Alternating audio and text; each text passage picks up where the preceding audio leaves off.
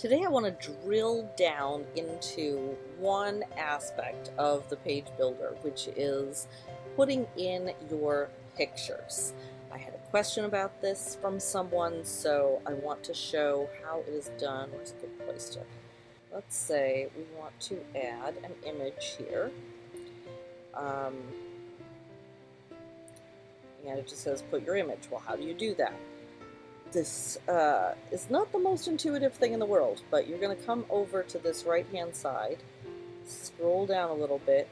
This right here is the image that it has currently. So what we're going to do is click this symbol right here, and that's going to take us to our media. And so here you can click on a picture you already have, or you can upload directly here. And you can organize these pictures inside of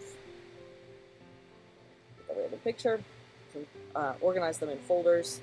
Okay, so that comes up, then we click that, and then we double click that. There it is. This is humongous. So down here is where we can change the width, and it's go tiny. So let's say try 250, and then go from there how we like it. And then this says it's for SEO, but let's remember that the real purpose of alternative text is for people with visual impairment. So someone who is blind, or any amount of blindness, and is using a screen reader, this is the text their screen reader picks up on when they get to an image. So it's going to tell them what is in the image. But you can also throw some keywords in there, so definitely do fill out the alt text. Be accurate to what the picture is for those screen readers, but also if you can throw in some keywords for SEO, do that as well. You can make this image into a link. It can go to the website, it can go to a step in a funnel, it can go to all sorts of things. You can open the pop-up. So if you wanted to make, for example, a button that looks like a butterfly, you could make a picture of a butterfly and then in Canva, and then download it and upload it as an image that has a link to a web page, and then you have custom buttons.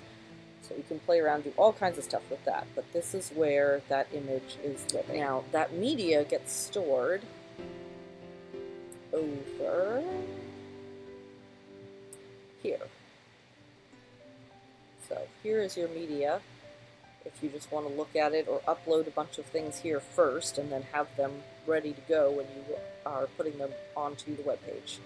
But that is the short and the long of it, and that's how you add images into your web page in a website builder like Clixlo or HighLevel.